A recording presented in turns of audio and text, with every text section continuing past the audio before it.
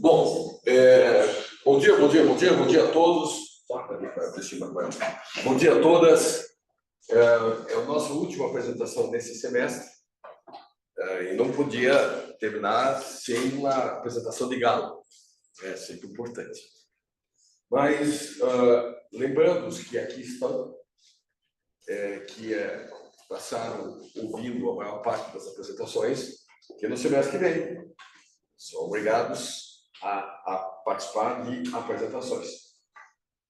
Também, da mesma forma, nós vamos agora organizar em julho os detalhes.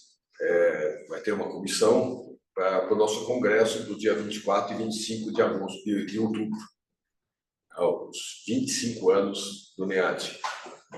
Nós estamos fazendo um levantamento de realmente um dos mais antigos do Brasil.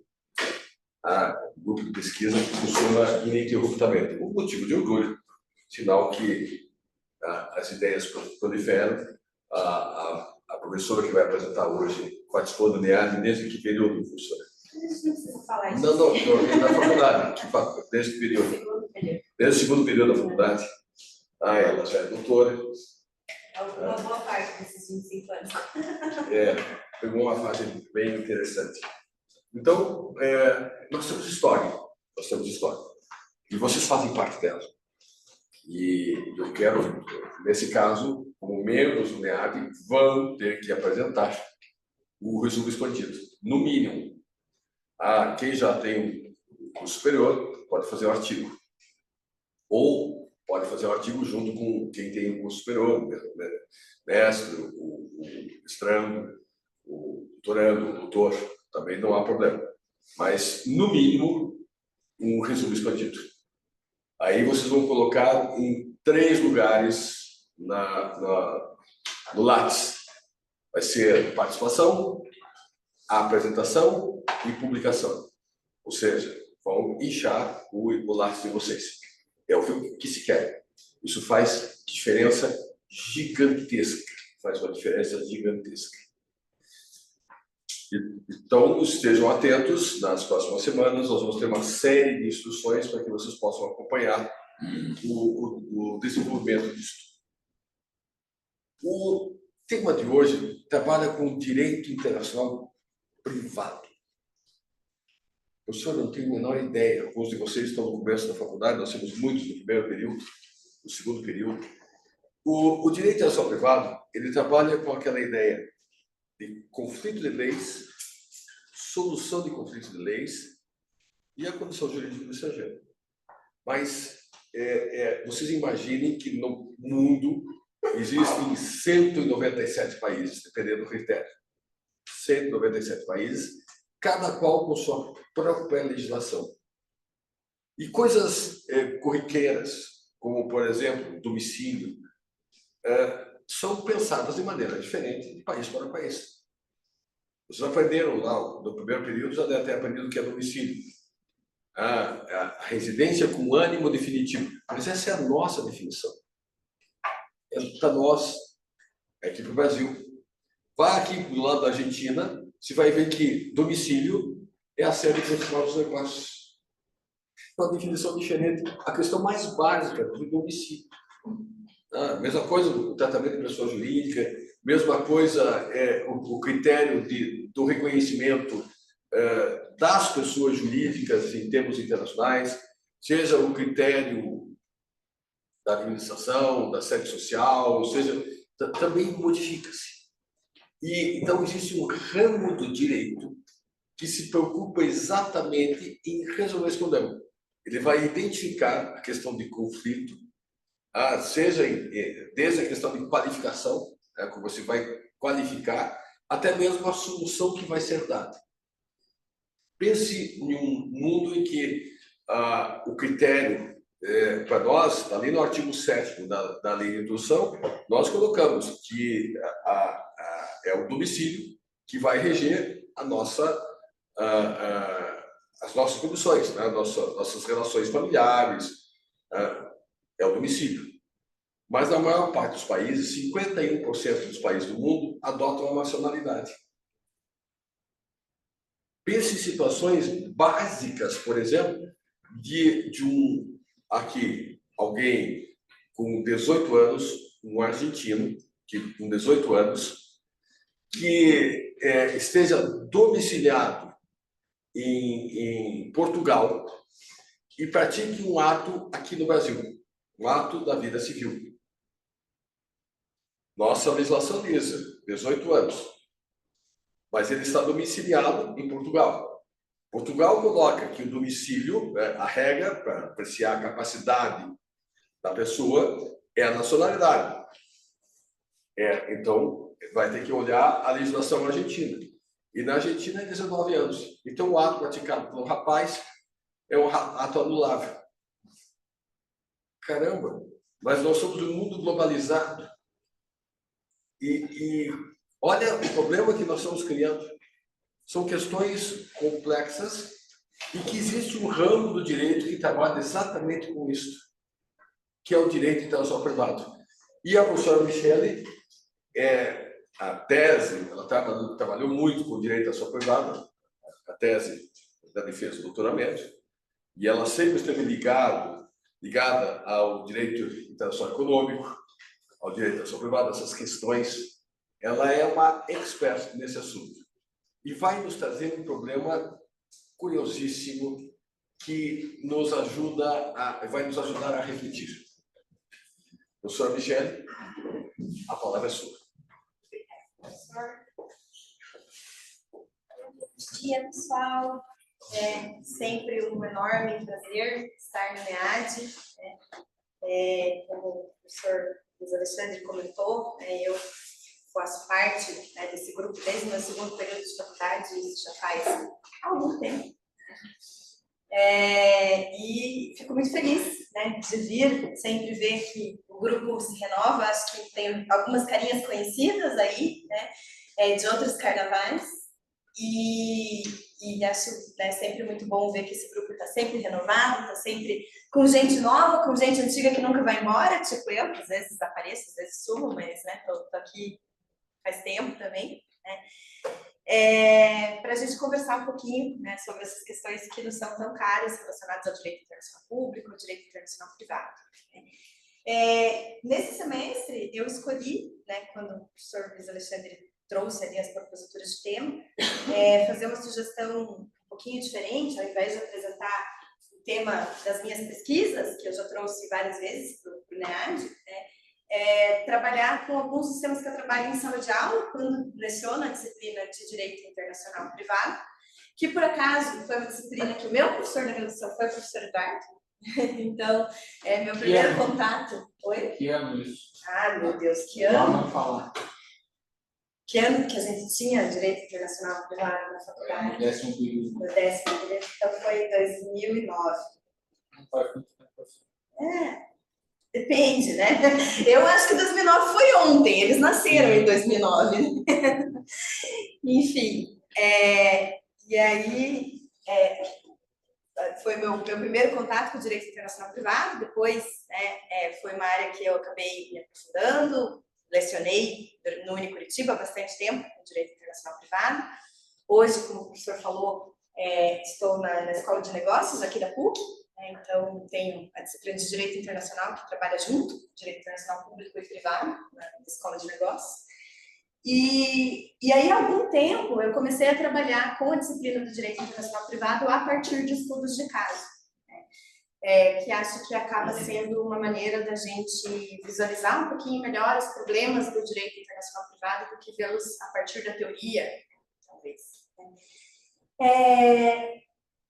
E aí eu trouxe um caso hoje para a gente trabalhar, para a gente discutir na sala de aula, e que eu acho que é um caso bem bacana, e que é um caso que nos mostra um pouquinho do procedimento para a homologação de sentenças estrangeiras no Brasil. Então, o caso que a gente vai trabalhar é o caso da Chevron, é um caso que foi julgado no STJ em 2017, e é um caso bastante polêmico sobre diversos aspectos, inclusive sobre um aspecto que também me é caro na célula das minhas pesquisas, e aí que tem relação com a pesquisa que eu conduzi no mestrado, sob a orientação do professor Luiz Alexandre, que diz respeito à responsabilidade internacional corporativa. Então, é um caso que pega tanto o direito internacional privado, como as questões relacionadas à responsabilidade internacional das empresas, né, por violações ao meio ambiente, por violações aos direitos humanos.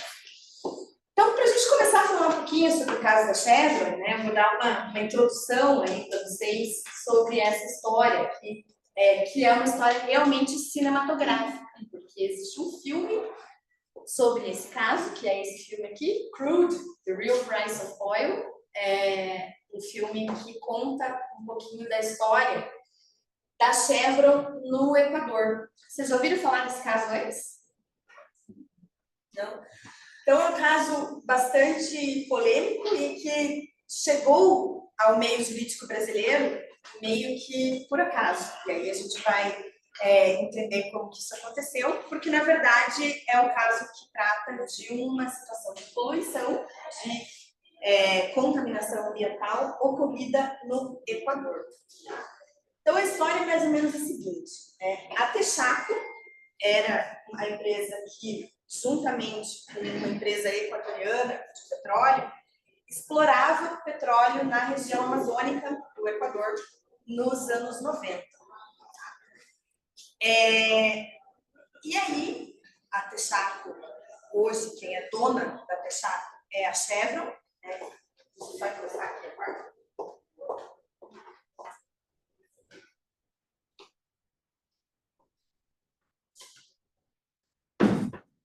A dona da Texaco é a Chevron, que é uma multinacional americana que faz parte do grupo que a gente chama de Big Oil, as grandes empresas de petróleo norte-americanas, a Chevron, a ExxonMobil, são empresas que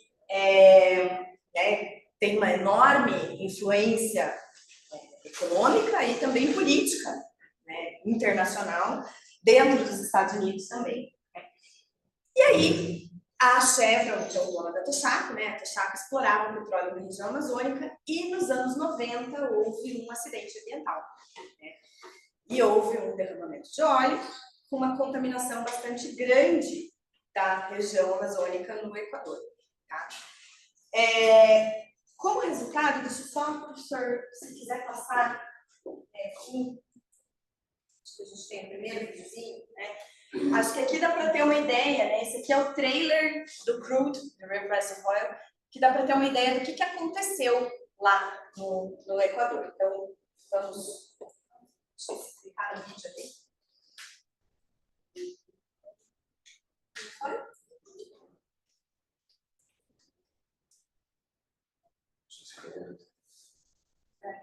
Por favor.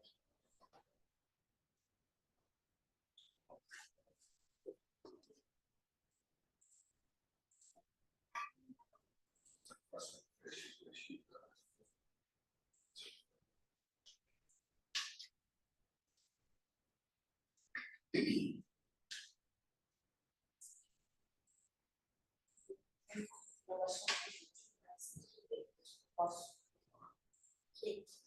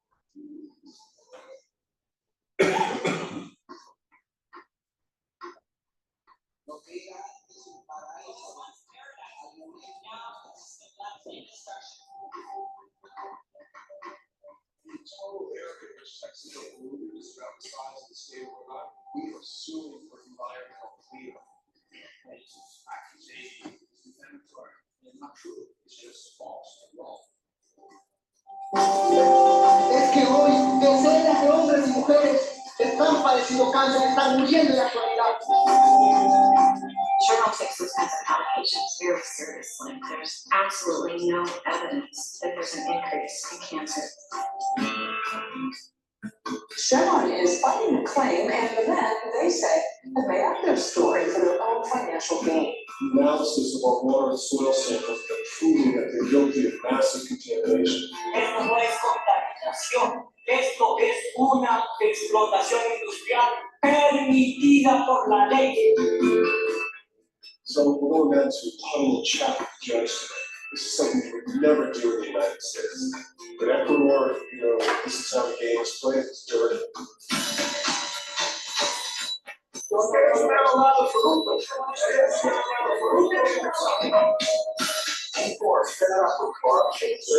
With foreign oil companies, they just have it. There is a kind of skinny in the middle. These people have been systematically poisoned. We've sampled every stream. It has nothing to do with oil. It has to do with poor sanitation. This is about some of the most marginalized people on earth. Fighting one of the most powerful companies in the world. When you look at the sites, they cannot really prove their case. We're having a trial. It's a miracle. It's a huge victory.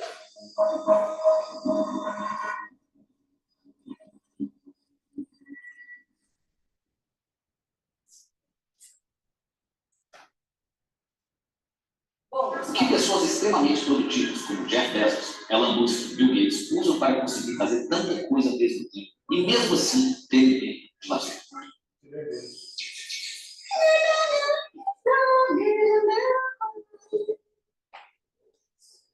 Bom, pessoal, ali o trailer mostra, então, né, cenas da área contaminada, então, um pouquinho da argumentação em torno do caso, né?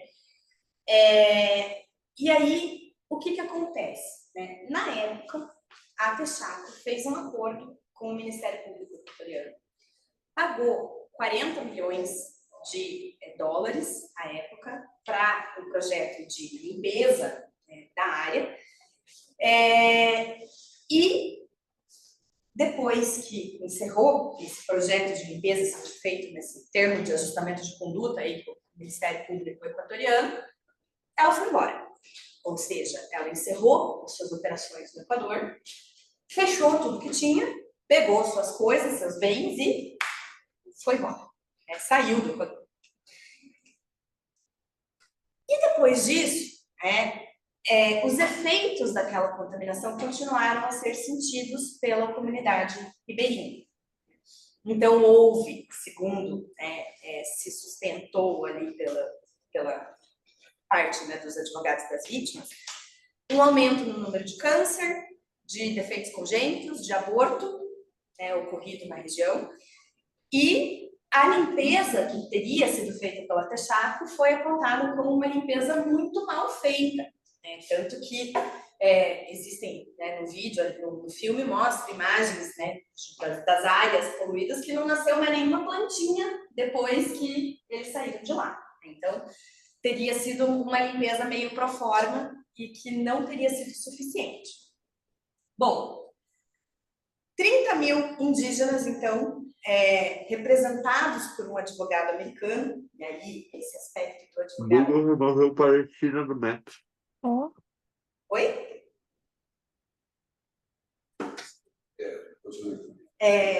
Representados, né, por esse... Sabe o que custa isso? Tem um vídeo aberto. O Hezbollah é palestino, né? Não sei. A Júlia tá aberta. Acho que ele é justo.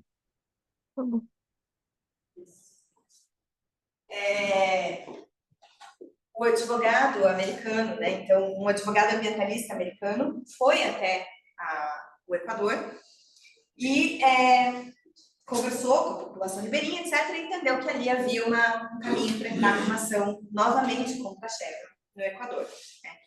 E aí 30 mil indígenas assinaram uma procuração e esse advogado representando esses 30 mil indígenas ingressou com um processo judicial no Equador. Bom, o que a Chevron alega? Aqui tinha outro videozinho, não vou passar porque ele não funcionou, né? Mas o argumento da Chevron é basicamente esse. Texaco already cleaned up its share.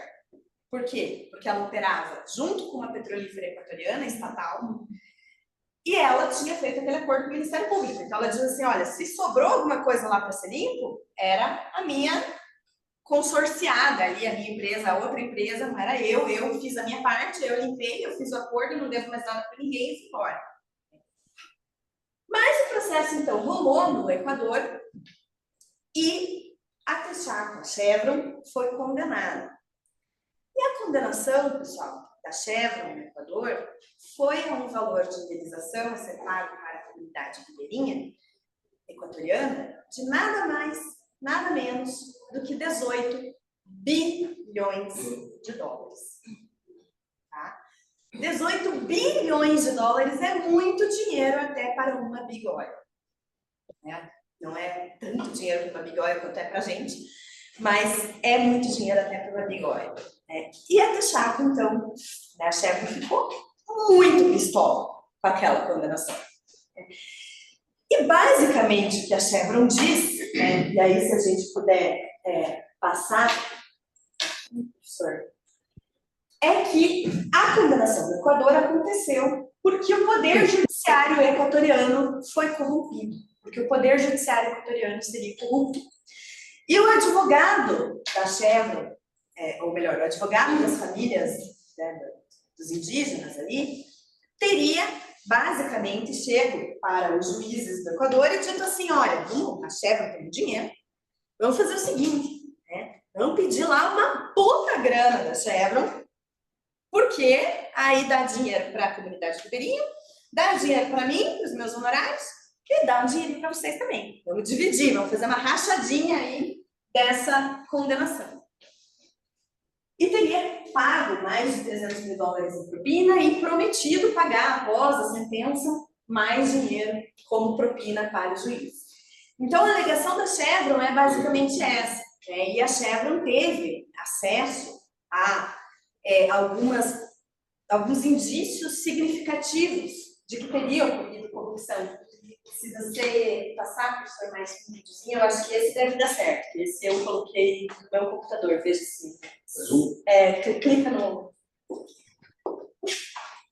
Não deu certo nenhum vídeo que eu fiz ali. Mas, enfim, esse aqui mostra, né, algumas das coisas, né, isso aqui era o termo de acordo, né, então ela teria firmado esse termo com as autoridades equatorianas dizendo que estava tudo certo, que ela não tinha mais nada para pagar, e depois eles voltaram para cobrar. E aí tem algumas imagens que mostram até de cenas que foram excluídas do documentário Crude e que a Chevron teve acesso, que mostravam o próprio advogado americano dizendo aqui no Equador é tudo na base da corrupção, então a gente vai ter que sujar a mão também. A linha do advogado americano era assim, aqui no Equador é tudo na base da corrupção, se a gente não sujar a mão, a Texaco vai sujar, então é assim que tem que fazer a coisa acontecer. Né? Mas isso foi usado pela Chevron como algo para dizer, olha, eles subornaram, aqui a prova, o batom na cueca, né? Ele mesmo falando que ele ia subornar os juízes. Né? E essa, então, é a questão que a Chevron foi numa corte de Nova York, o seu país de origem, né? E conseguiu uma declaração em Nova York dizendo que a sentença equatoriana era inexequível nos Estados Unidos, porque resultado de fraude, tá? E, né, a Chevron conseguiu, perante a Corte Permanente de Arbitragem Internacional, porque o Equador e os Estados Unidos haviam celebrado um tratado bilateral de investimento que previa que as empresas americanas que se sentissem prejudicadas pelo governo equatoriano acionassem o governo equatoriano perante uma corte de arbitragem, né? A Chevron conseguiu uma declaração dessa Corte Permanente de Arbitragem dizendo que o Equador havia violado o tratamento justo e equitativo ao condenar a Chevron, justamente entendendo que sim, havia um acordo que precisava ser respeitado, que era um acordo, né, que estabelecia que as compensações já haviam sido pagas, e haviam fortes indícios de corrupção por parte do judiciário equatoriano. Então, a Chevron conseguiu essa declaração nessas duas instâncias, tanto em Nova York, dizendo a sentença aqui nos Estados Unidos é inexequível, porque foi objeto de corrupção, como no Tribunal Arbitral Internacional, dizendo que a sentença violava o tratamento justo e equitativo. Qual foi a situação, então, pessoal? A situação foi, dentro do Equador, nós temos uma sentença que condena a Chevron a pagar 18 bilhões para a comunidade ribeirinha. Essa sentença transitou em julgado e é válida e exigível dentro do Equador. Só que dentro do território equatoriano, a Chevron não tem mais um centavo. Então, essa comunidade ribeirinha ficou naquela situação. Eu ganho, mas eu não levo. Eu tenho uma sentença que diz que a Chevron tem que me pagar, mas a Chevron não tem uma conta bancária, um patrimônio, não tem nada aqui que eu possa usar para executar essa sentença.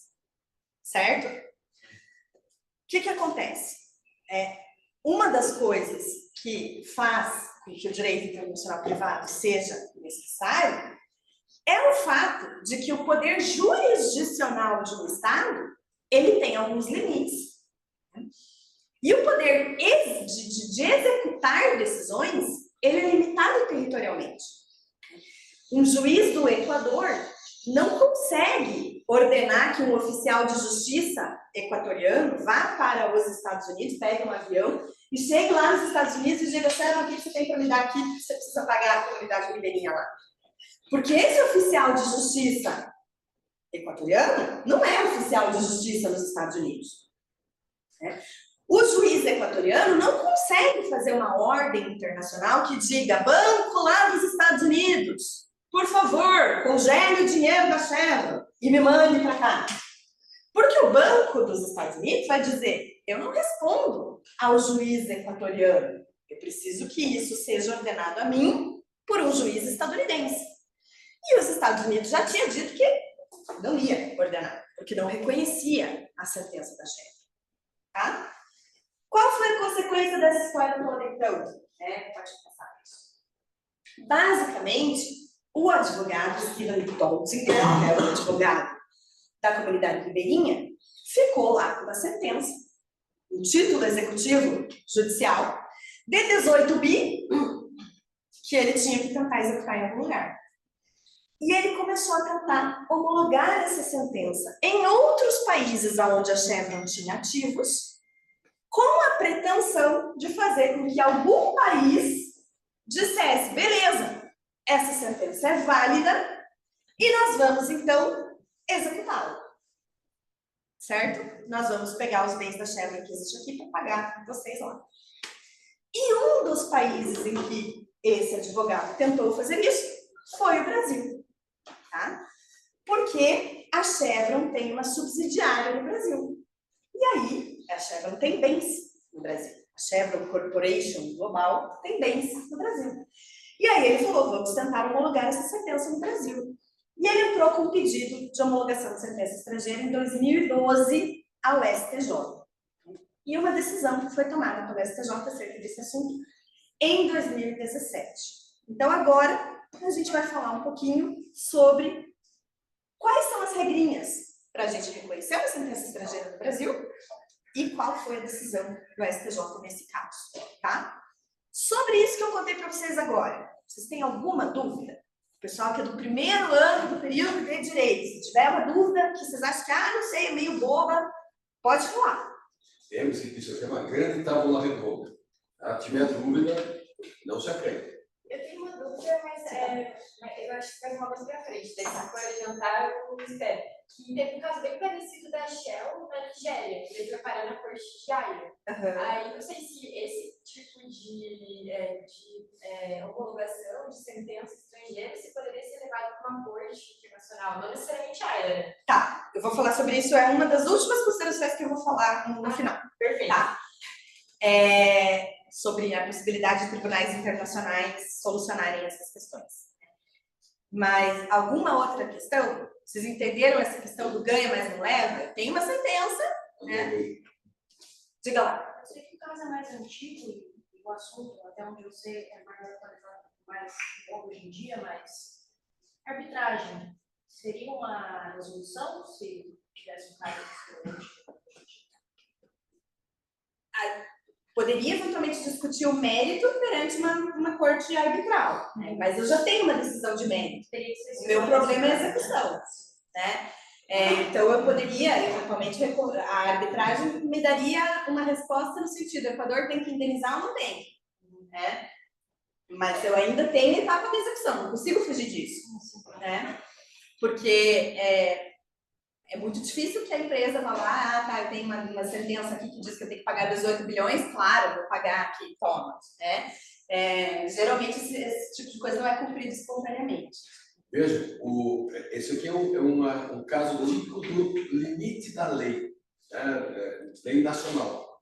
Nós estudamos durante 5 anos a lei brasileira, mas ela vale no Brasil.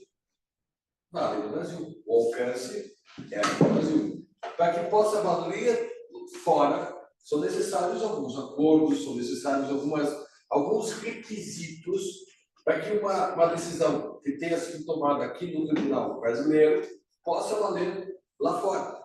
Então, essa é uma das questões difíceis. Lembre-se, nós temos 197 países no mundo. Cada país tem sua própria jurisdição, suas próprias leis, seus próprios tribunais. E como é que nós vamos, de repente, uma decisão que foi tomada lá possa ser aplicada aqui? É necessária a observância de alguns requisitos que a pessoa vai comentar. Então, vamos lá, né? Pode passar. Basicamente, então, do que a gente está... Diga lá. Os ativos que a Shell tinha no Brasil eram suficientes para esse tipo de crédito? Não sei, mas pelo menos uma parte, talvez sim. A questão de você acabar com todas as atividades da Shell no Brasil.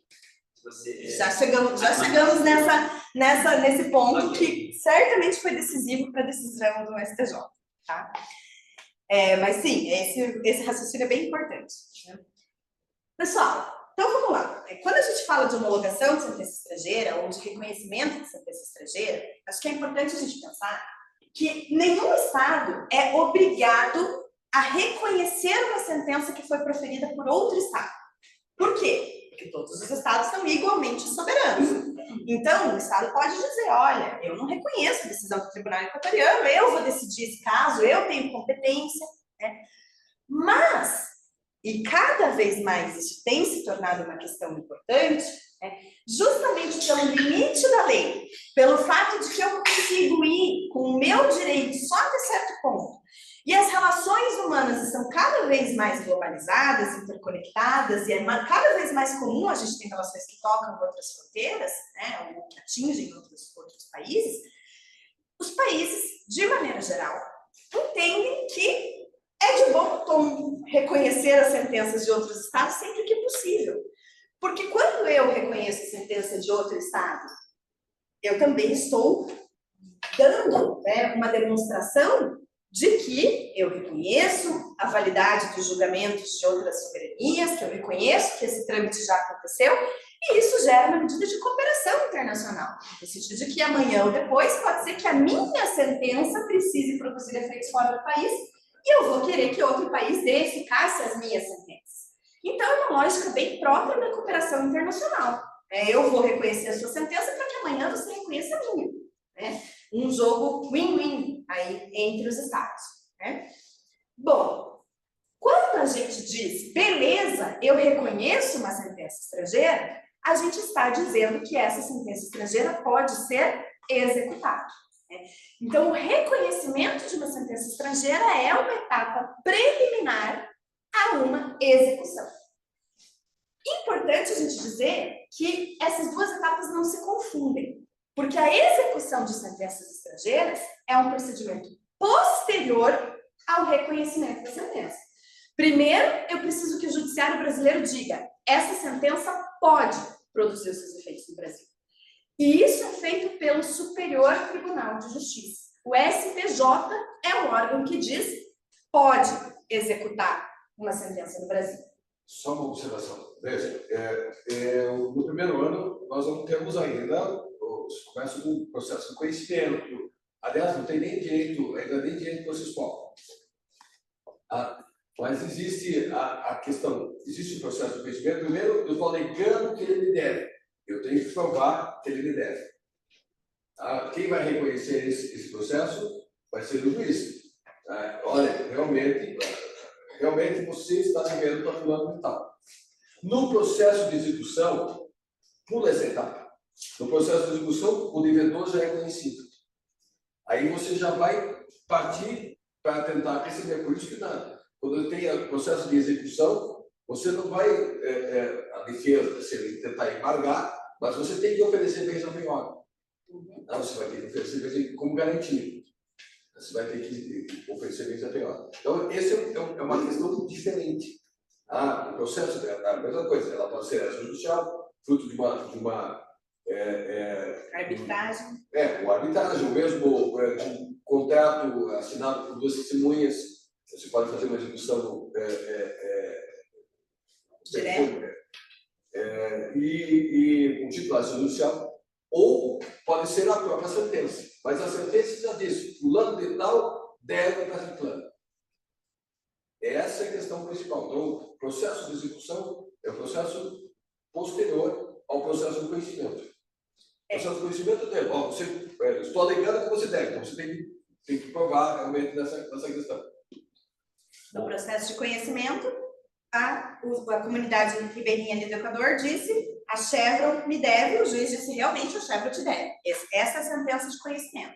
Né? A execução vai ser: Chevron, pague, pegue seu bem e pague. Né? Pegue seu dinheiro e pague. Alguma dúvida nisso aqui? A execução da sentença estrangeira, então, acho que pulou uma dúvida, né?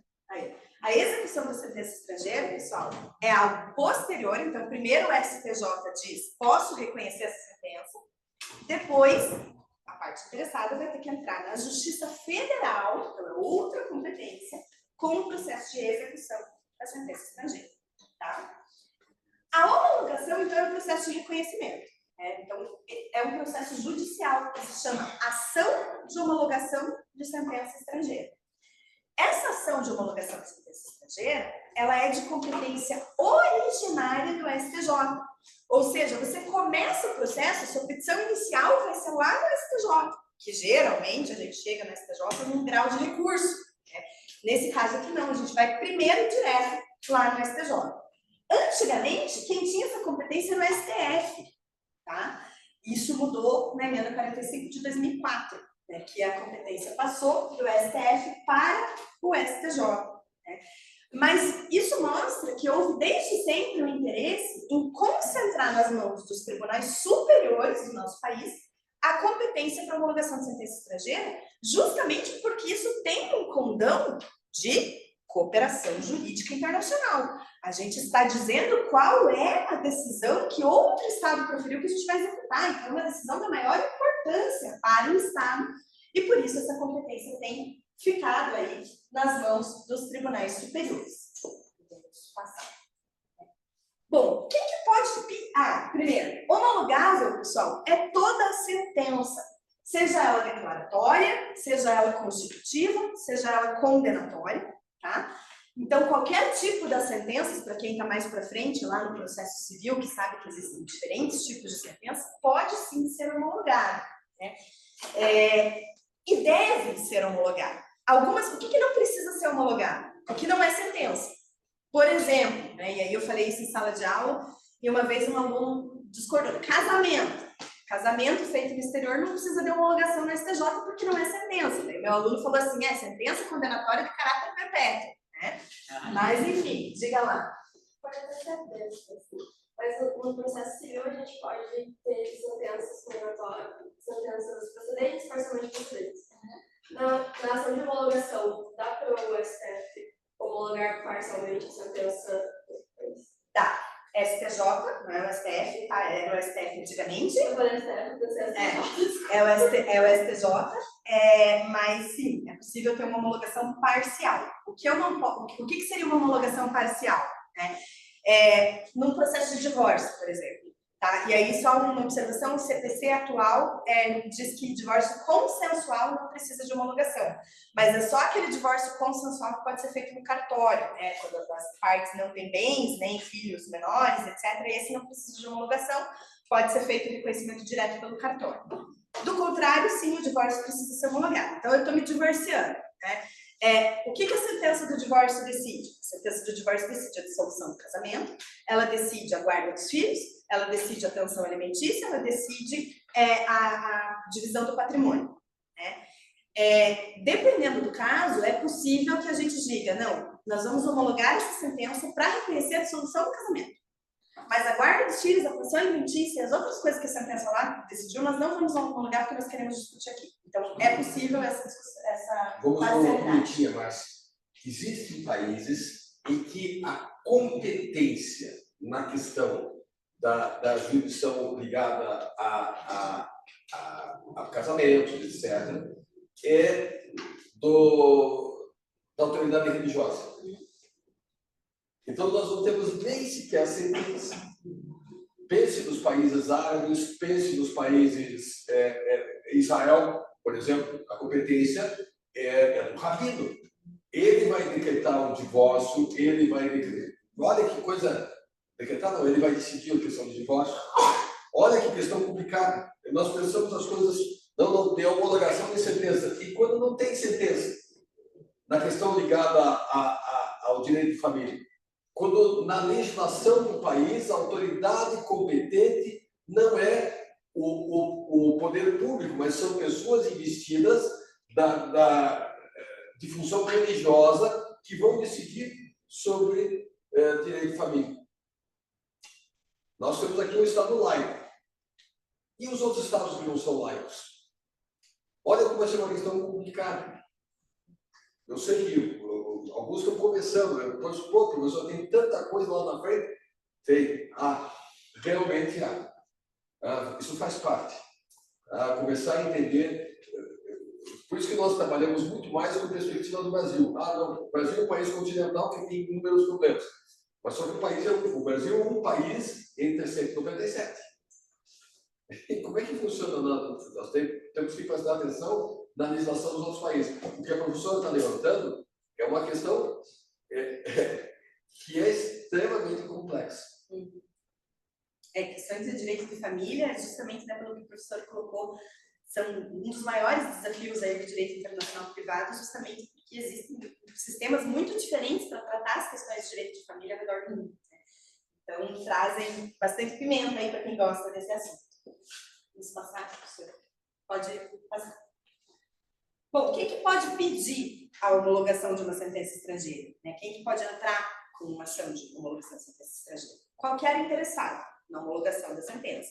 Geralmente é uma das partes, o autor ou o réu. Mas, eventualmente, um terceiro que tem algum interesse naquela ação também pode pleitear essa homologação. No caso da Chevron, quem pleiteou a homologação foram os autores, né, com o objetivo de executar aquela sentença no território brasileiro. Tá? Passar.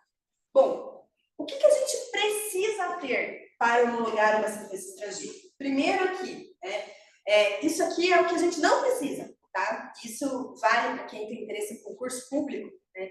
Geralmente são aquelas assertivas que eles colocam lá, requisito para homologação de sentença estrangeira, esses são o que não é, mas isso fica na dúvida. Né? Então, a primeira coisa é que o Brasil não exige reciprocidade para homologar uma sentença estrangeira. Existem alguns procedimentos da cooperação jurídica internacional que são pautados na ideia de reciprocidade. Por exemplo, extradição. Tá? Quando a gente vai dizer assim, país, né, X, me mande o fugitivo que está no seu país, para responder um processo aqui. Os pedidos de extradição precisam ou ser baseados num tratado de cooperação ou numa promessa de reciprocidade, que significa o país dizendo, beleza, eu te entrego esse, mas quando eu pedir para você me entregar alguém, você se compromete a me entregar alguém também. Né? No caso da homologação de sentença estrangeira, não rola essa conversa diplomática. Então, o STJ não vai querer saber se tem tratado, se não tem tratado, se tem reciprocidade ou se não tem reciprocidade, tá? Então, esse não é um requisito de homologação de sentença. Ah, eu ia falar uma coisa e daí eu esqueci. Uma observação, quando eu falei que toda sentença é homologável, tá? Recentemente, um outro caso que eu posso trazer, de repente, no semestre que vem, para a gente discutir, se vocês gostarem dessa dinâmica, né? O STJ decidiu que, inclusive, sentenças penais de penas privativas de liberdade podem ser homologadas, né, para cumprimento de pena em território brasileiro. Qual foi o caso que o STJ decidiu isso? Não. Do outro. Robinho. Né? O caso do Robinho. É bem recente, agora acho que esse ano mesmo, né, que o STJ decidiu que sentenças penais com penas privativas de liberdade podem ser o primeiro caso. Né? Então, o caso Robinho realmente é o primeiro caso que se reconheceu dessa forma. Mas ele tem um acordo de extradição. Não, porque na verdade a gente não extradita os nacionais. Né? Então a gente está dizendo assim, olha, já que eu não extradito o nacional, já que a Itália pediu, manda o Robinho para cá para prender, né, eu não vou fazer isso, porque o Robinho é nacional, eu não posso extraditar. Mas aí a Itália falou, beleza, então homologa a sentença e prende ele aí. E aí o Brasil falou, beleza, vou prender. Se ele estivesse na Itália? Daí ele ia ser preso lá. Daí não ia ter, né, essa discussão. Aí, na verdade, poderia existir um pedido do Robinho para vir para cá, dizendo assim, eu sou uma pessoa condenada, eu quero cumprir a pena no Brasil. E daí isso poderia ser discutido na esfera das transferências das pessoas condenadas. Inclusive, o Brasil assinou, e eu recebi isso no push do Planalto, acho que foi ontem, que foi promulgada a Convenção de Transferência de Pessoas Condenadas, que o Brasil assinou em 1983, foi promulgada ontem ou antes de ontem. Mas é recente, o Brasil é rápido para decidir. 1983 foi assinada, né? Mas, enfim, pessoal, então, inclusive sentenças penais, né?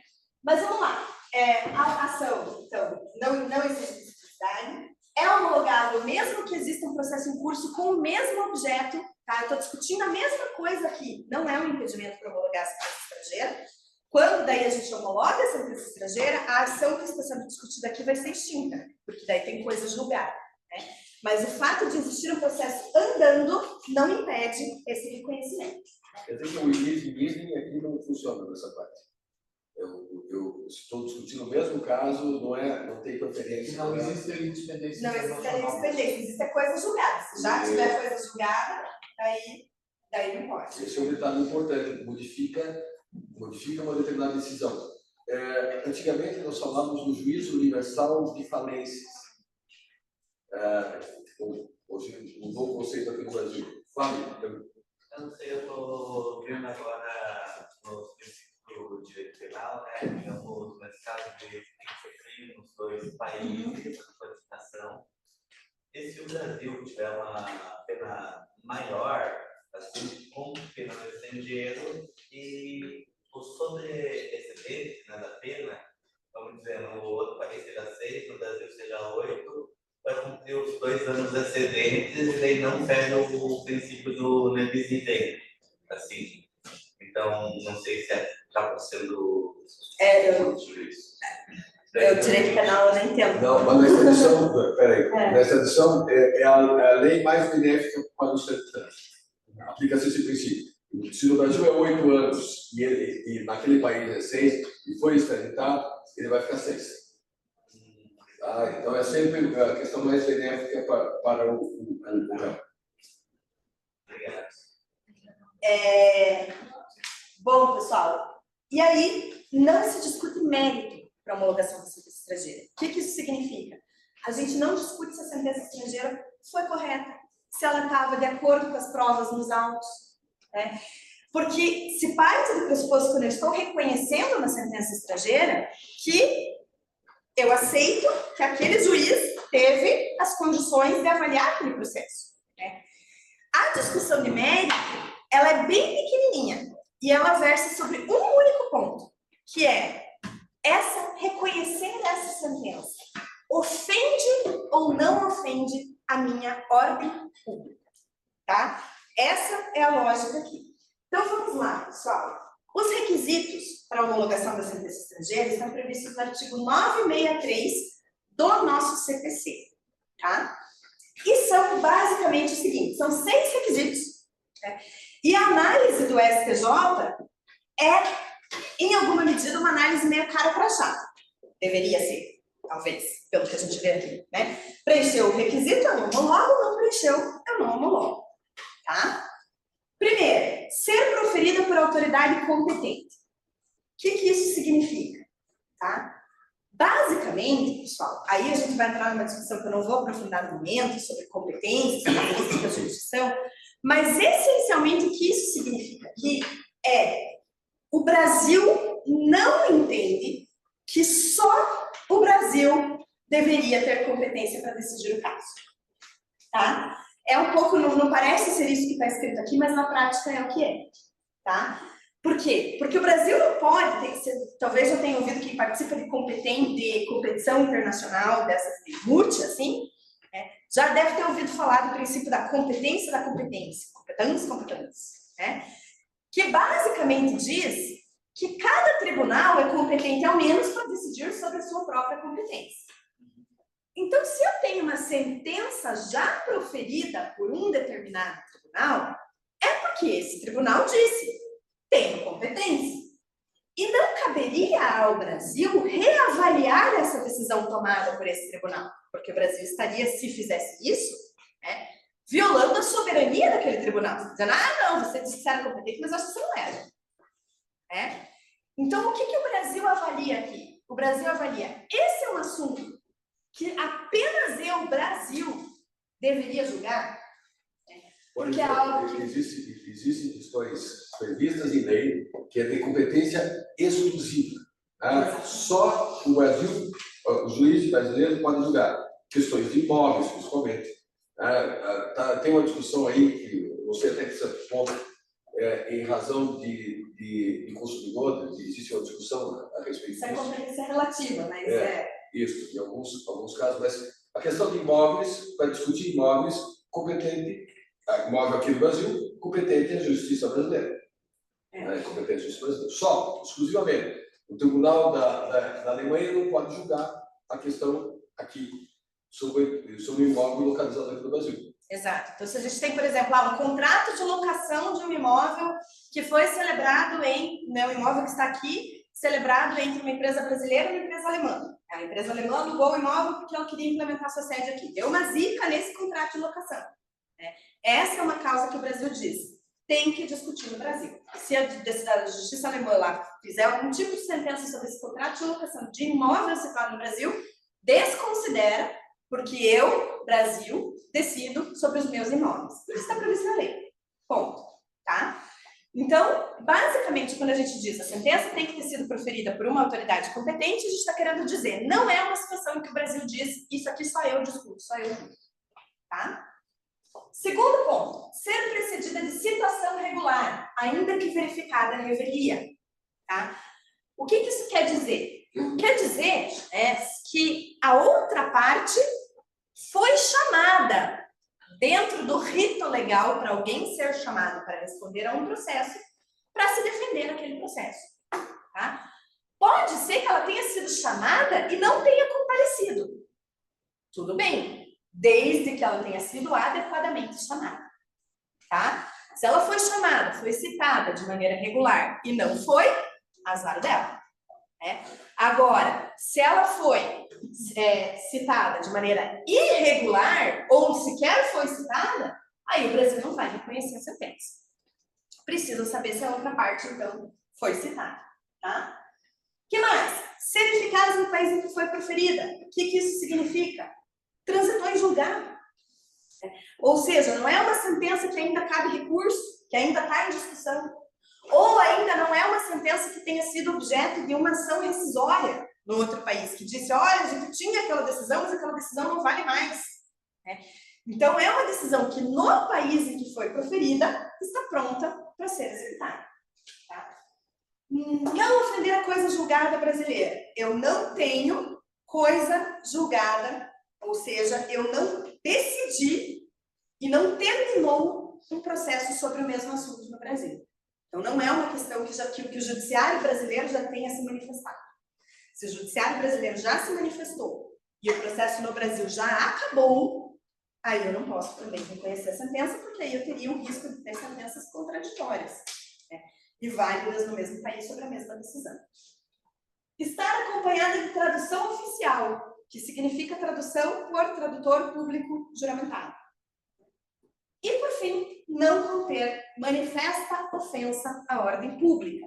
E aqui que moram as grandes discussões, né? Porque essa é a questão aberta, é a cláusula aberta aqui na homologação de sentença. O resto é cara de achar, como eu falei, tem, não tem, pronto, né?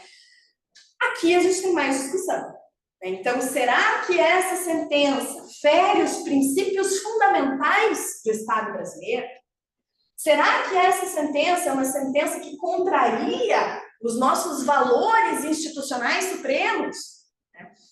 E aí, eventualmente, quando a gente discute questões de direito de família, como o professor Luiz Alexandre colocou, aí que essas questões aparecem muitas vezes. Né? A questão, né, então, que foi uma autoridade religiosa que decidiu, por exemplo, né, o repúdio à mulher muçulmana, exatamente. Existe um Instituto do Direito Islâmico que se chama tripla talaq. E basicamente significa que um homem pode acabar com o seu casamento imediatamente, né, sem direitos para a mulher, nem de guarda, nem de partilha de bens, simplesmente falando para ela 3 vezes a palavra talaq.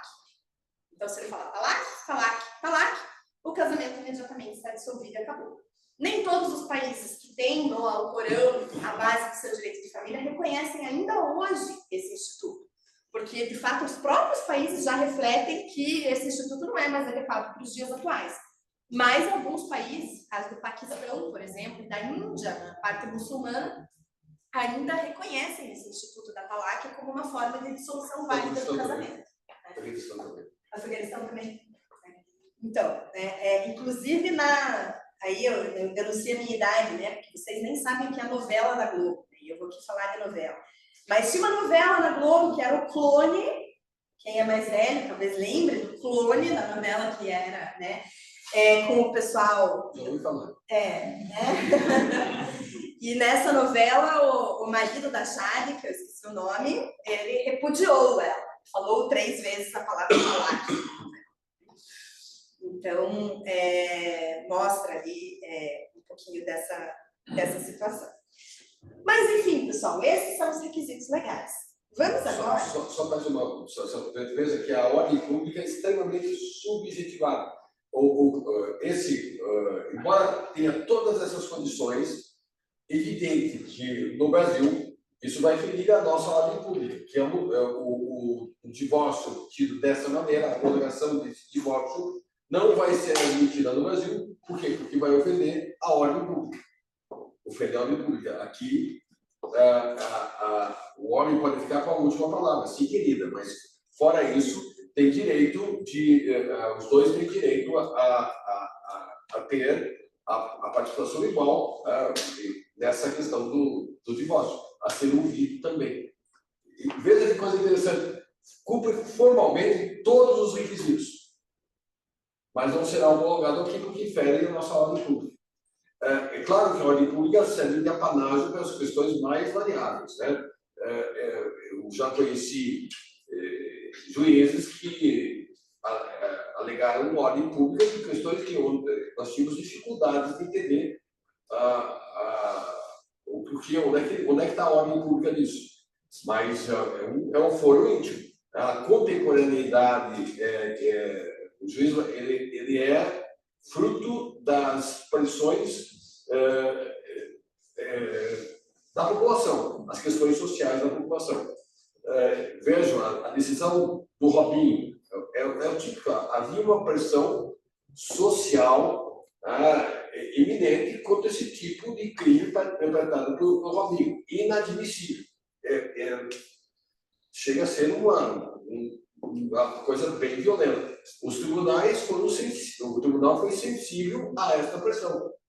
Então, ele muda o que era antes, não era admitido porque ia ferir a ordem pública, hoje é admitido porque vai de acordo com o quadro público. Então, há a questão da contemporaneidade da decisão do que é considerado uma ordem pública ou não. Nós adotamos a doutrina francesa disso. É bem interessante, o estudo de ordem pública é uma das coisas mais interessantes do direito, das várias coisas interessantes do direito. Bom, vamos lá. Então, pessoal, vamos lá. Vamos falar, então, agora sobre a decisão do caso da chefe. Quais são os requisitos? Diga lá. Só para saber, a sentença foi proferida pela Suprema Corte Federal? Sim. Assim, foi proferida em primeiro grau, teve recurso e... A sentença final foi... Sim, foi confirmada. Exatamente. Então, vamos justamente pensar sobre isso. Primeiro ponto lá, voltando para o caso chefe. Será que a sentença foi proferida por um tribunal competente? Entendendo lá o que nós estávamos falando que isso significa. É um assunto que o Brasil diria, não, eu tenho que decidir derramamento de óleo, que aconteceu na região amazônica do Equador, por uma empresa que operava no Equador. Não é algo que a gente dissesse, não, eu preciso decidir sobre isso. Então, foi proferida por autoridade competente, certo? Segundo passo, foi precedida de citação regular? Foi. A Chevron se defendeu, participou ativamente do processo até o último grau. Não teve problema com a citação. Era eficaz no país em que foi proferida? Sim, transitou em julgado, chegou à última instância, eficaz. Tem coisa julgada sobre o assunto no Brasil? O Brasil nunca se pronunciou no seu judiciário sobre o derramamento de óleo ocorrido no Equador. Não tem coisa julgada. Está acompanhada de tradução oficial com uma sentença condenatória de 18 bilhões? Devem ter pago um tradutor juramentado para traduzir a sentença. Certamente não era esse o problema. Contém manifesto ofensa à ordem pública? E aí mora a interrogação. Por quê? Segundo a alegação da Chevron, a sentença teria sido resultado de suborno, corrupção, fraude processual. Inclusive, se vocês digitarem Chevron, the world biggest judicial fraud, vocês vão achar um site da Chevron dedicado a esse processo no Equador, no qual ela apresenta ali os indícios de fraude. É uma dúvida não relacionada à homologação, mas a arbitragem, nesse caso, é uma foi utilizada para quê? Aquela arbitragem na CTA, a Chevron obteve uma declaração daquela corte arbitral de que realmente houve fraude. O objetivo da Chevron ao fazer isso foi criar uma situação onde os países que o cara tentasse homologar tivessem mais convicção justamente de reconhecer o argumento da fraude, porque haveria aí um aval de um tribunal internacional que reconheceu isso. Nesse último requisito. Justamente. Então, a alegação da Chevron era essa. Não pode essa sentença ser reconhecida, porque essa sentença contém uma manifesta ofensa à ordem pública. Na jurisprudência do próprio STJ, nós temos precedentes de casos de disputas arbitrais, em que o STJ não reconheceu a sentença arbitral porque havia indícios de que o árbitro teria sido subornado. Só que vamos pensar aqui comigo, pessoal. Uma coisa, politicamente, em termos de diplomacia, uma coisa é o STJ brasileiro dizer o árbitro fulano de tal, no caso da Bengoa, foi subornado. Certo? Outra coisa, e por isso nós não vamos reconhecer essa sentença arbitral porque ela ofende a ordem pública. Outra coisa bem diferente, em termos políticos, é o Superior Tribunal de Justiça brasileiro dizer: o Judiciário do Equador é corrupto. o poder judiciário do meu parceiro, o Equador, não é digno de confiança. E as sentenças que ele profere podem ter sido resultados de fraude e corrupção. Então, pessoal, o STJ ficou numa situação, numa saia justa. Por quê? E aí, desculpa, eu esqueci o seu nome. Thiago. O Thiago. O Thiago falou lá no começo, né? Tá, mas a Chevron do Brasil tinha 18 bilhões? Né? E a resposta para isso, eu não sei. Mas, ainda que tivesse, eu posso dizer com alguma tranquilidade que 18 bilhões era bastante dinheiro para a Chevron do Brasil. E aí, o STJ se viu na seguinte situação. Ou eu digo que o judiciário equatoriano é corrupto e eu compro uma encrenca diplomática, ou eu digo que a sentença pode ser executada no Brasil.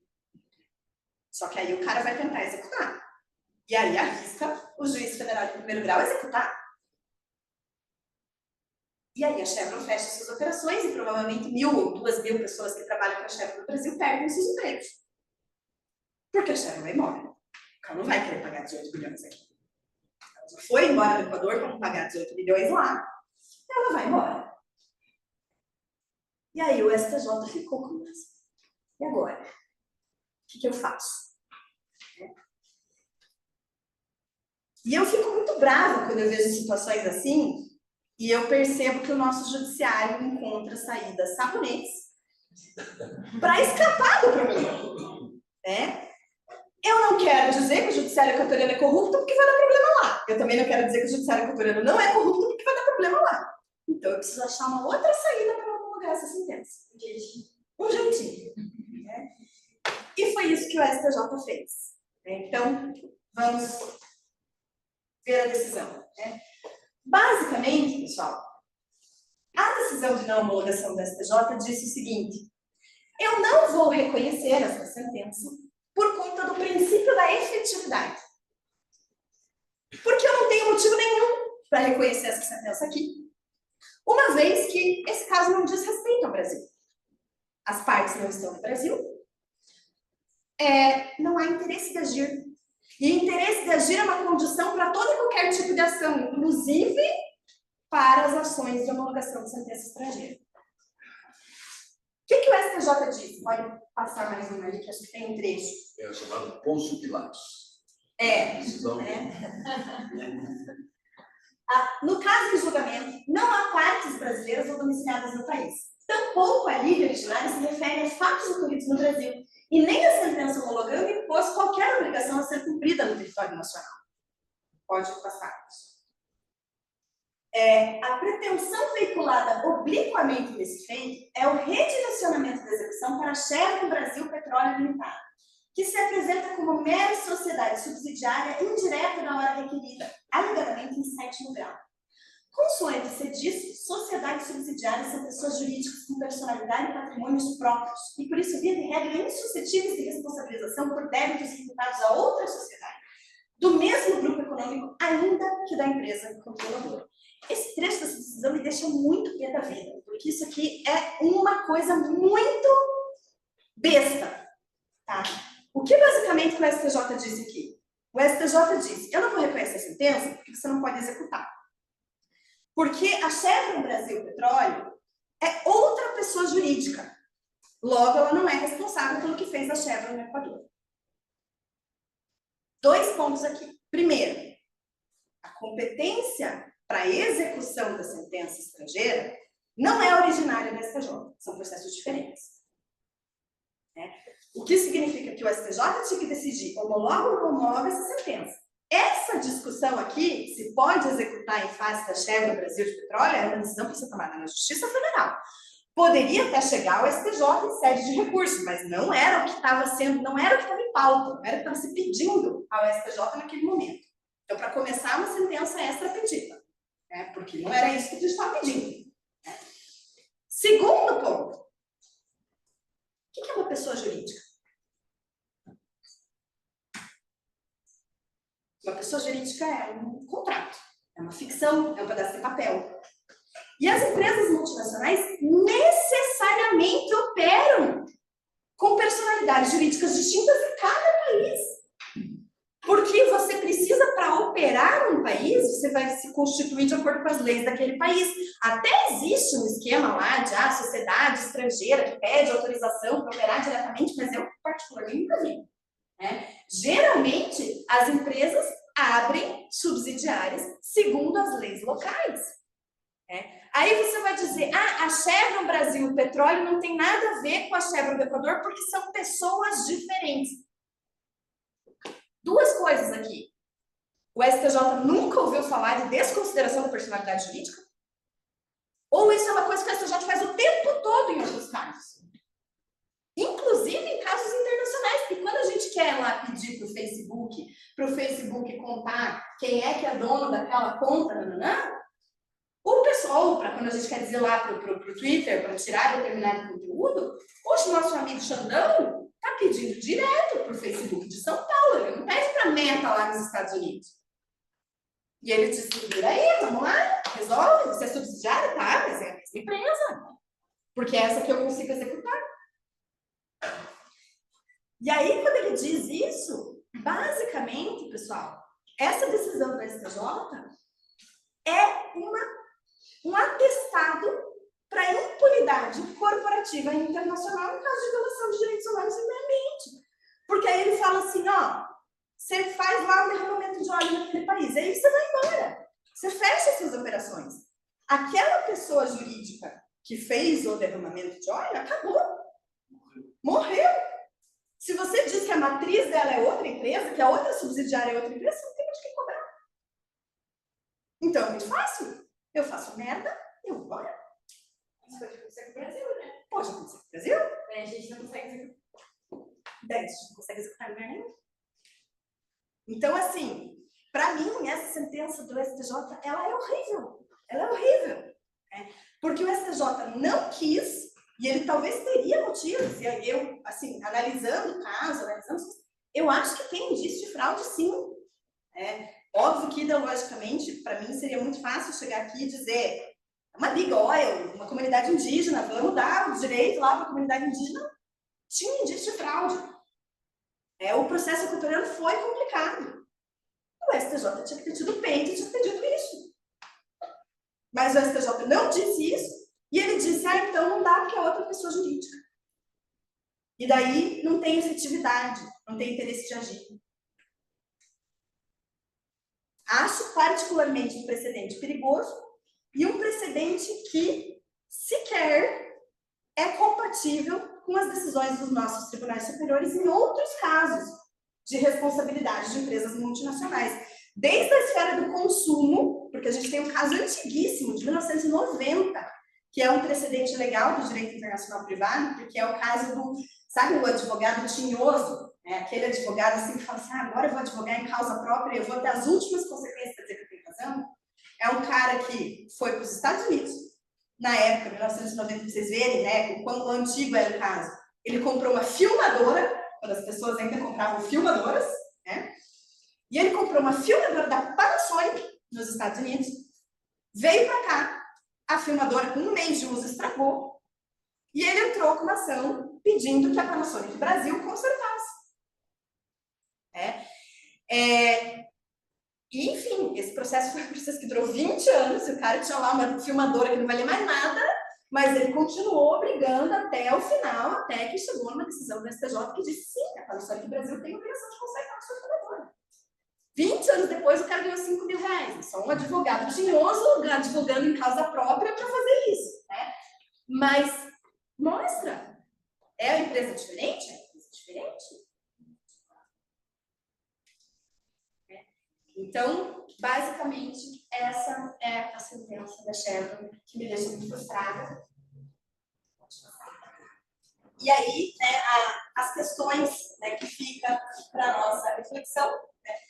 Basicamente, o procedimento de homologação de sentença estrangeira é anterior ao procedimento de execução. Então, haveria espaço para a Chevron do Brasil Petróleo alegar como uma exceção à execução essa dívida não é minha. E aí existiria todo um processo em que isso seria discutido com provas e etc, para verificar qual era de fato a relação entre a Chevron Brasil, se tem acionistas diferentes, se tem realmente indicativos que a gente pudesse dizer não, embora seja do mesmo grupo econômico, é muito distante. O STJ não fez nada disso, o STJ só disse que são pessoas jurídicas diferentes. Não houve espaço para essa alegação ser construída no processo, né? O que é perfeitamente cabível. Como o professor Luiz Alexandre falou, no processo de execução, é isso que você vai dizer, porque o processo de execução já disse que a dívida existe. O que você vai dizer é, essa dívida está prescrita, ou essa dívida eu já paguei, ou essa dívida não é minha. Essas são as matérias que você pode alegar no processo de execução.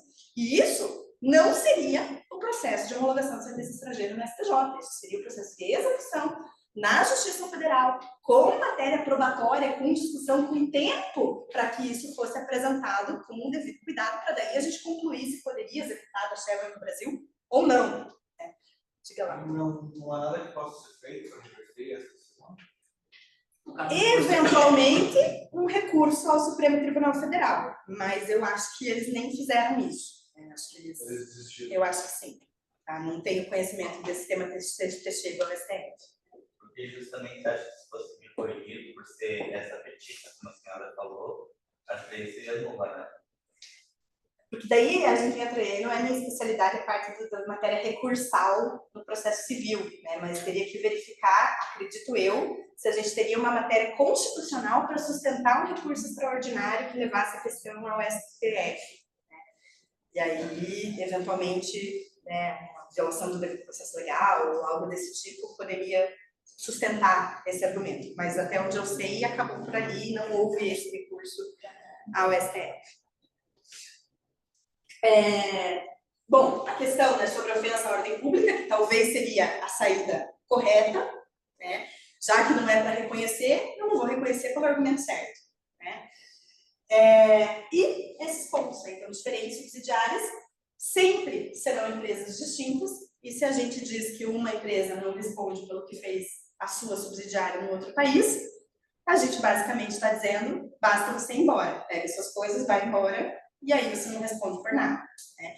E uma colega ele falou, isso um dia pode se voltar contra nós. Né? Mas esse é o argumento que sempre usam quando o assunto é responsabilizar as empresas. Ah, se brigar muito com ela vai embora, a gente perde tudo. Também. Mas é engraçado que esse argumento, né, e a matéria defensiva das empresas também é isso, né? Quando a gente tem, o tema da minha tese foi as questões contra a internet, né, de discussão de jurisdição da internet. E as empresas sempre dizem, você vai lá e fala, Meta, eu quero informação sobre esse perfil aqui do Facebook. Aí pede para a empresa de São Paulo, a empresa de São Paulo diz, eu não tenho controle sobre isso, eu só vendo anúncios, peça isso para minha matriz lá nos Estados Unidos. Esse é um assunto que aqui no Brasil a gente diz, não, a mesma empresa se vira, né? E se encheu o saco quando prendeu o Elon Musk, não foi? Aconteceu aí recentemente, né? Então, quando é conveniente, a gente usa o argumento de que são subsidiárias diferentes. Quando não é conveniente, ali era, né, uma questão que não nos interessava, realmente. O Brasil, talvez a gente dissesse assim, o interesse de agir não existia. Não tinha interesse de agir do Estado brasileiro. Isso realmente não tinha. Agora, o interesse de agir da comunidade ribeirinha que estava tentando a homologação, isso tinha. Né? Então, o STJ criou um outro requisito, que é o interesse de agir do Estado. Né? E esse não tinha mesmo. Né? Porque não era algo que nos dizia respeito. E a Corte Interamericana de Direitos Humanos? Bom, você me perguntou sobre a questão da responsabilidade das empresas perante tribunais internacionais. E aí a gente entra num agravante, né? Que talvez seria o caminho para a gente solucionar isso aqui. Né? Mas qual é o agravante? As empresas transnacionais, ou as empresas multinacionais, né, elas não são plenamente reconhecidas pelo direito internacional como sujeitos de direito internacional. E, de novo, elas são reconhecidas até o ponto em que lhes é conveniente. Por quê?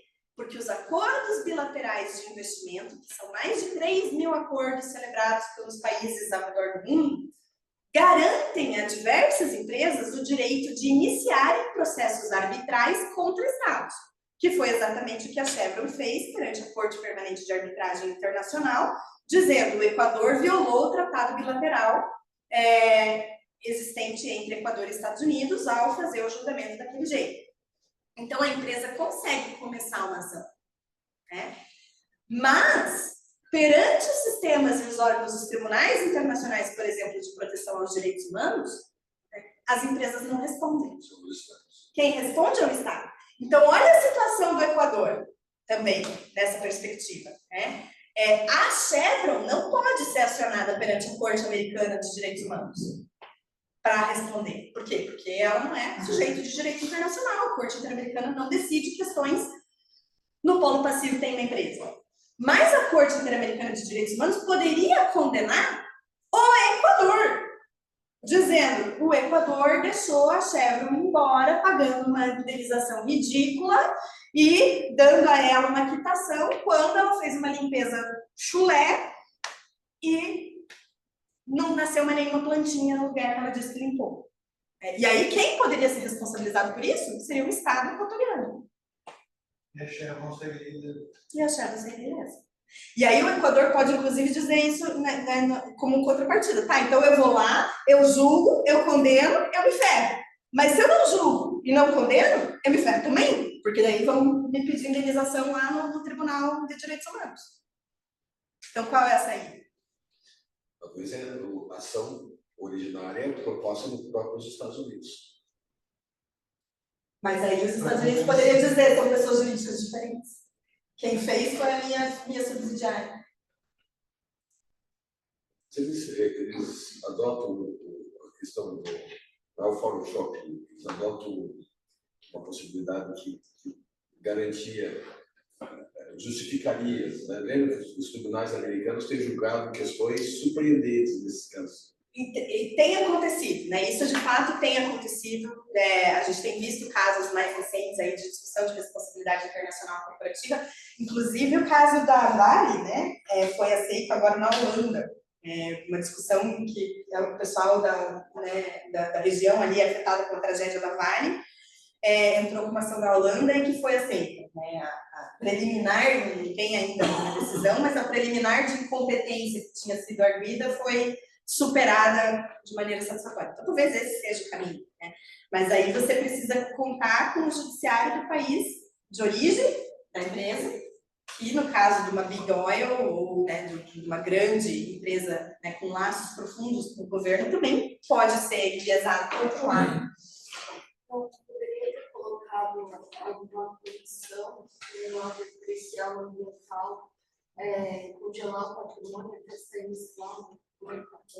Poderia, mas assim, na época em que a coisa aconteceu, o Equador deu quitação, né? E esse é o argumento que a Chevron diz, né? A gente teve uma investigação, teve um processo, eu fiz um acordo, e você me disse que estava tudo certo.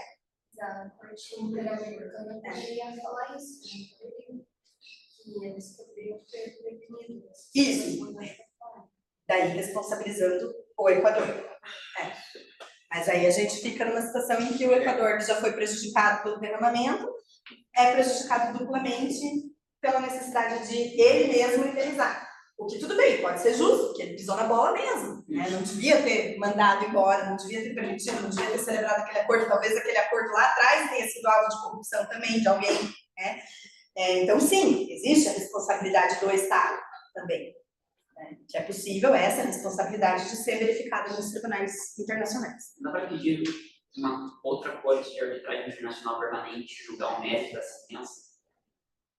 Para dizer se ela é válida ou não? São por fatos novos. Porque o princípio vai julgar a mesma coisa duas vezes. Diga lá. Justamente, eu achava que a questão internacionais como os direitos de direito internacional seria o meio mais fácil de solucionar essa questão, mas eu queria saber qual a sua opinião sobre essa perspectiva de possibilidade de consideração. Eu, particularmente, também, um dos temas, né, que daí na época do mestrado, não do doutorado, mas que estudei os acordos de investimento, entendo que é um contrassenso você reconhecer a legitimidade para propor ações contra estados e você não reconhecer a legitimidade passiva perante tribunais arbitrais. né? Então, entendo que isso deveria acontecer. Agora, se a sua pergunta é em termos práticos, isso vai acontecer? Acho que é difícil, né? Porque existe um caminho, tá? Vamos ser justos. As coisas têm mudado, né? A gente tem visto cada vez mais importância para a responsabilidade social corporativa, a gente tem cada vez mais uma cobrança por parte da ONU, com as guidelines para empresas multinacionais, os princípios, enfim, que cobram das empresas uma responsabilidade maior. A União Europeia é um ator importante nesse sentido, porque ela tem uma postura regulatória interna bastante rigorosa no que diz respeito às questões relacionadas à compliance e etc. Então, talvez a gente esteja melhorando, né, e caminhando nessa direção. Mas, para que a gente tenha efetivamente as empresas transnacionais reconhecidas como isso, nesse grau, a gente precisaria de tratados internacionais celebrados entre Estados que reconhecessem a jurisdição de tribunais internacionais para julgar as suas empresas. E isso em termos políticos... Inexequível. Os Estados não iam admitir uma coisa dessa. É algo difícil, em termos políticos, não em termos teóricos. Porque veja o seguinte, com a criação do sistema GATT, os dois princípios, o tratamento nacional e a cláusula da nação mais estabelecida, os americanos entraram forte nos países do terceiro mundo, porque eles tinham garantia entre os estados dessa possibilidade. Mas, e se eles provocar, como não precisa ser lá o caso que está sendo estudado agora, nós temos um caso aqui no Brasil, daquela empresa norueguesa. A Noruega tem uma pose extraordinária de defesa do meio ambiente, mas no território dela. No território brasileiro, a empresa norueguesa está provocando poluição. E já existem ações nesse sentido para a questão da responsabilização, mas é aquela história: fecha a empresa, sai, e daí como é que fica? Vamos tentar responder. Hoje talvez fosse possível, mas ainda assim com certas reservas. Nos Estados Unidos, nós tivemos o caso da Bhopal, o acidente da Bhopal, que só porque morreram 20 mil pessoas, aí que os americanos se sensibilizaram nessa questão. Soltou um gás que era um gás inodoro, mas mortal, e matou 20 mil pessoas na Índia. 20 mil pessoas morreram na Índia. Aí, essa questão como é que vai ser resolvida? Foi um acordo. Fizeram um acordo. Realmente, mas nada substitui a vida humana, concordo, mas foi feito um acordo. Não chegou a ser julgado. Foi proposta, foi recebida, daí foi feito um acordo. Sobre isso, agora só lembrei, ontem eu comecei a assistir o seriado Chernobyl, na HBO. Muito bom. Vale, ainda nesses assuntos, né? De questões. O pessoal que está ouvindo, alguma pergunta? Silêncio obsequioso. Bom, pessoal, acho que era isso, né? Se tiverem mais alguma questão, né? Acho que a ideia era mostrar um pouquinho do aspecto prático aí de homologação de sentenças estrangeiras, num caso que eu acho particularmente interessante. Quem gostou do tema, depois deem uma buscada na internet, procurem lá no site.